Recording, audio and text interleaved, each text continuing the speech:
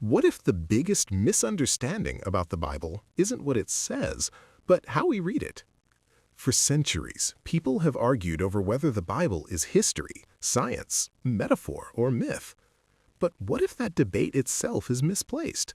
What if the Bible was never meant to be read literally, not because it's false, but because it belongs to a different way of understanding the world? Tonight, we're going to explore how ancient people wrote, how modern readers misinterpret those writings, and why reading the Bible literally may actually cause us to miss what it was trying to say. When we read today, we expect precision, dates, measurements, clear sequences of cause and effect. But ancient people didn't write that way.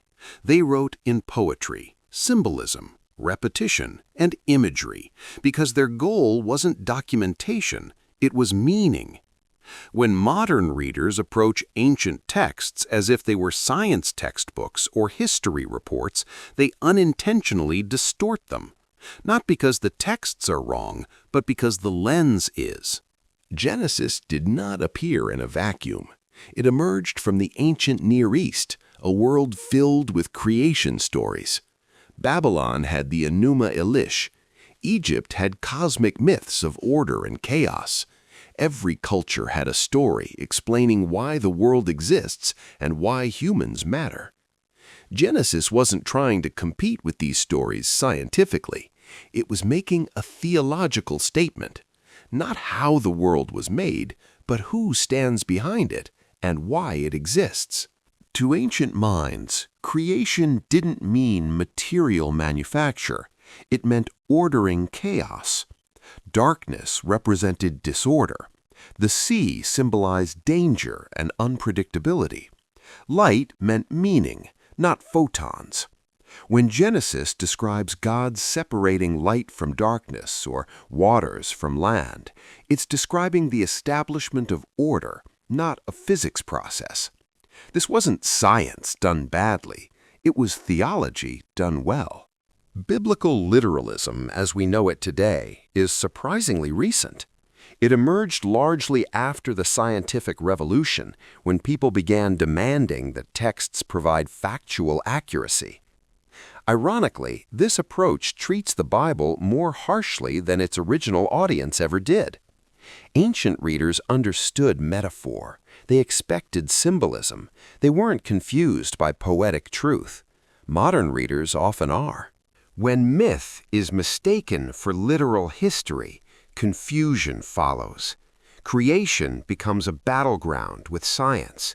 Symbolic figures become biological claims. Meaning is replaced with argument. And suddenly, faith feels threatened by geology, cosmology, and evolution.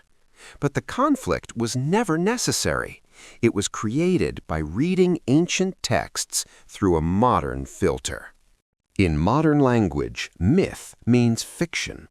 In ancient language, myth meant framework, a way to communicate truth too large for simple description.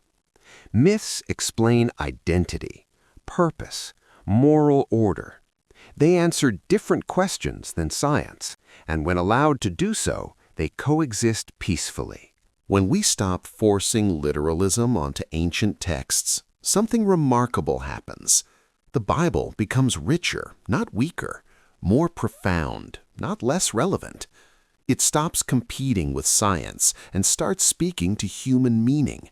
The text doesn't shrink, it opens. The Bible was never meant to explain how the universe works. It was meant to explain how humans fit within it. When we read it as ancient people did, symbolically, thoughtfully, patiently, we don't lose truth, we recover it. Welcome to the Earth and Beyond, where we explore not just what we believe, but how we came to believe it.